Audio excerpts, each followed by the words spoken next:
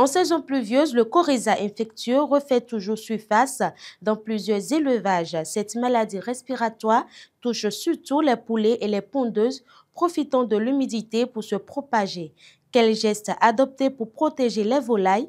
Une équipe de notre rédaction est allée à la rencontre d'un spécialiste pour comprendre comment prévenir et traiter cette maladie qui inquiète de plus en plus dans nos fermes avicoles.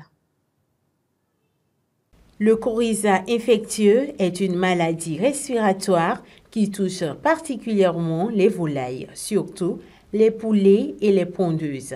Elle sévit davantage en période humide comme durant cette saison pluvieuse. Les symptômes varient selon la gravité de l'infection. Elle est due à une bactérie appelée Haemophilus paragallinarium. Et cette bactérie-là se manifeste chez les animaux par un gonflement de tête, en particulier au niveau des orbites et du bec, on a des gonflements. On a un écoulement clair au niveau des naseaux qui, suivant l'évolution de la maladie, peut tendre vers un pus de couleur jaunâtre ou encore verdâtre. C'est en fonction de la gravité de la maladie. Vous avez également, comment on appelle, des difficultés respiratoires. Vous allez entendre du genre, il y a quelque chose dans les narines et les animaux s'efforcent à faire sortir. Mais sans doute, quand ça se manifeste, vous allez constater que l'eau que vous avez servie, l'aliment que vous avez servi sont restés, comment dirais-je, intacts du coup. Il y a une diminution de l'appétit et il y a une diminution de la consommation d'eau. Pour remédier à cette maladie, plusieurs traitements sont possibles, notamment l'usage d'antibiotiques pour aider les éleveurs à soigner ou protéger leurs volailles déjà infectées. Principalement, il faut pouvoir détecter tôt les sujets malades et les isoler. C'est la première des choses. Il faut voir si les conditions du poulailler, d'hygiène du poulailler ne sont pas au top. Changer la litière immédiatement. D'accord? Changer la litière immédiatement. Appliquer un strict règle d'hygiène. Maintenant, quand il s'agit des sujets malades que vous avez isolés, il faut appliquer de l'antibiothérapie. Notifions que les études avancées ont quand même permis de détecter, d'identifier la résistance de cette bactérie à certains antibiotiques. Il est important de rester dans la gamme des tétracyclines, des tylosine par exemple, et de la famille des érythromycines. Et quand je prends ces gammes-là, c'est juste pour vous dire que le nom commercial sur le marché reste oxytétracycline par exemple, que vous pouvez appliquer. Il y a la tylosine, Tylovette, il y a oxytète, il y a également érythromycine 20%. C'est des solutions hydrosolubles, en fait des poudres hydrosolubles que vous pouvez appliquer dans l'eau de boisson pour ces animaux pendant 1 à 3 jours, histoire de leur faciliter donc la lutte contre cette bactérie, parce que ce sont des antibiotiques qui continuent quand même d'agir actuellement et très efficacement sur cette bactérie.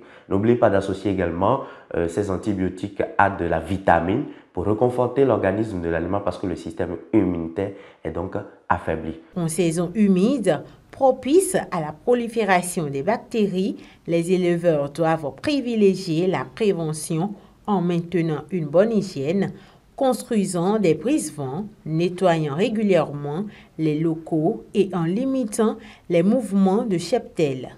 La condition principale qui favorise l'expansion de cette bactérie dans votre élevage, c'est l'humidité. C'est principalement l'humidité parce que c'est une bactérie hydrophile. C'est une bactérie qui aime l'eau, qui aime se développer, j'y arrive, dans les milieux humides. Du coup, la principale condition, c'est d'éviter l'humidité dans votre élevage.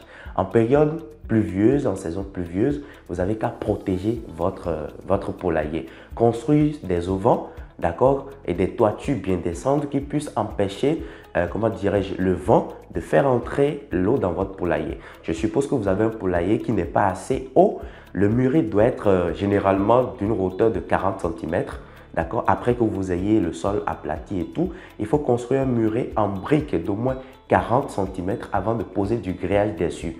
Et dans ces mêmes conditions, ça évite que l'eau de ruissellement, l'eau qui circule, ne puisse entrer.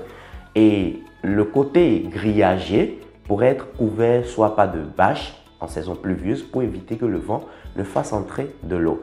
Vous-même, quand vous servez de l'eau dans votre poulailler, faites attention pour que l'eau ne se verse sur la litière, parce que ce faisant, vous constituez, en fait, vous favorisez donc l'humidification de la litière.